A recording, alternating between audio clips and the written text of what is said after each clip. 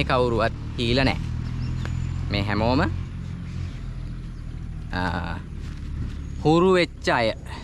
යම් කිසි දෙයකට හුරු වෙලා. දැන් අපේ ඉසිරලා අපිට හුරු වෙලා. ඒ කියන්නේ අපේ අලි බලන අය අපිව එයා හොඳට දන්නවා. අපේ වාහනවලට අපේ කටහඬට මෙයා හුරු වෙලා. හුරුව විතරයි. හුරු වෙච්ච ඕන සතෙක් ඕන කෙනෙක් වෙනස් වෙන්න තියෙන ඉඩකඩ වැඩි. මහත්තයෝ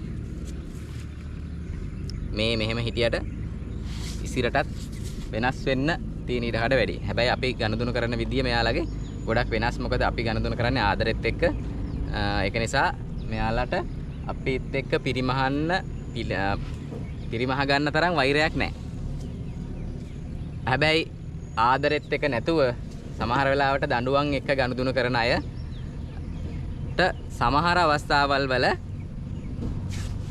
ඒගොල්ලොත් දඬුවමින්ම උත්තර දෙන්න පුළුවන් වෙන අවස්ථාවල් තියෙන මොකෝ මේ මඩ ගන්න එපා මහත්තයෝ මඩ ගන්න එපා. මම මඩ ගන්නවනේ.